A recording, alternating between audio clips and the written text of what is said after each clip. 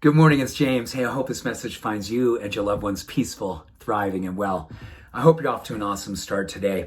I want to share with you a quote from Nelson Mandela that I read decades ago that literally stopped me in my tracks, rocked me in my world, and I saw it again just this morning, and I was like, there's a sign from God that you want to be sharing this with the people you love, and I want to be sharing it with you. He once said, the purpose of our freedom is to create it for others. And I remember hearing that for the first time and thinking, wow, what does that actually mean? Or what could that mean? Is it about the oppression of others? Absolutely. It's about people who are incarcerated for reasons they should never be. Is it social and societal oppression? No question. Is it orientations of oppression because of a way that one leads their life, choices they make? Oh my goodness, right? There are so many ways that we can be addressing freedom, or the way that it's not being given or circulated or created.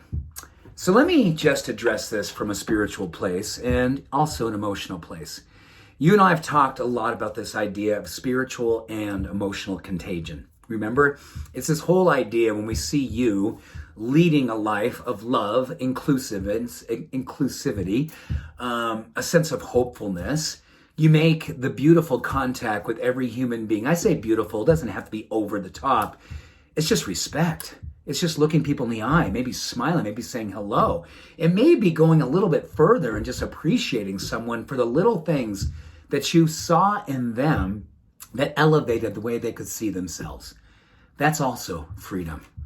You know, one of the most subtle ways that we are oppressed is through beliefs about ourselves, the way that we talk to ourselves, the way that we hold ourselves back. And one of the things that we tend to do as humans, we look at others for our cues. We look at others and say, oh, well, that person seems to be holding themselves back. That person's allowing that situation to define them. Or that person had this type of experience when they were younger and they're still carrying it with them. That's not a judgment. That is just a discernment. That's an observation. And some of the things that have happened to us in our lifetime, they shackle us. And that's why we do different things like therapy, meditation, self-love work, cognitive behavioral work, whatever the case may be. There's all kinds of work that we can do. But I'm going to address one of the things that I love to do every single day, which is really just address what's coming up for me when I start pushing my edges and ask myself, what is about the freedom that I'm not willing to give myself in this moment or this day or in this particular thought that I'm carrying around and ruminating on? Have you ever felt that way? Do you have something that you're up against right now, something that you're holding yourself to based on a historical experience that you know, oh my goodness, this no longer serves me? In fact, this may have been one time something I believed was true, but because of the work I've done, the love and acceptance I've given myself, I know this no longer serves me and it's no longer my truth.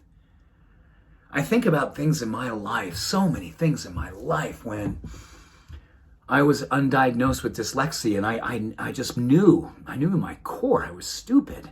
I was dumb because that's what I was called.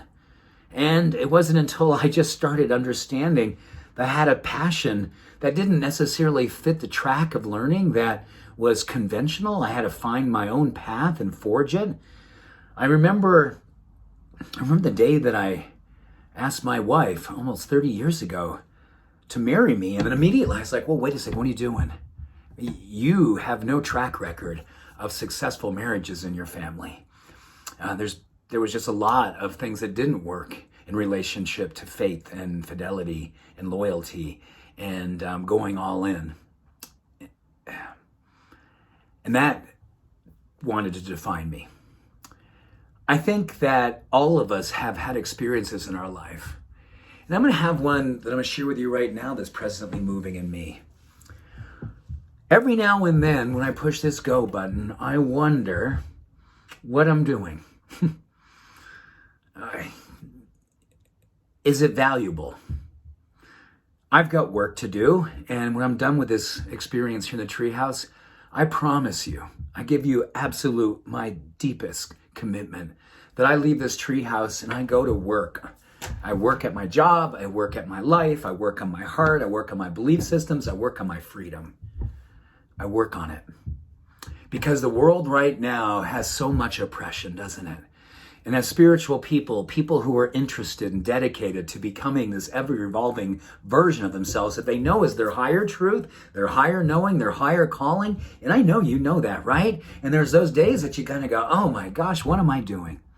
Well, I do this with you every morning in the treehouse for one simple reason. This is my declaration and my demonstration of freedom. All the work of 58 years, the challenges, the failures, the successes, the love, the falling, the rising back up, it's all here. And I'm doing the work right alongside of you. This idea of emotional and spiritual contagion is real.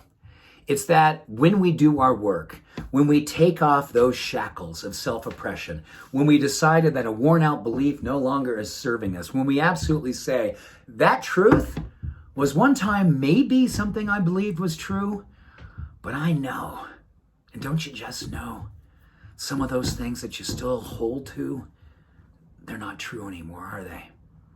Just the fact that we're doing this says a lot about what it is that we believe in. We believe in our potential. We believe in possibility. We believe in healing and wholeness and all the awesomeness that we want to broadcast into the world. And that is contagious. And that does give other people permission. It's a freedom giver. It's a ticket out of jail. The more that you do not dim your light to make the world more comfortable, acquiesce to average, allow yourself to move into that space of status quo and operate from there, the more you say, no way, that's not how my life is being led any longer. That's not what I'm standing for. You are representing freedom. And you are circulating it, you are creating it for everyone who has the blessing, the honor, the inspiring experience of laying eyes on you. So let's you and I go out in the world today and absolutely filter-free love, filter-free appreciate, filter-free serve, filter-free rise into this day. Thank you. Much love, every blessing. Have an awesome day being you. Bye for now.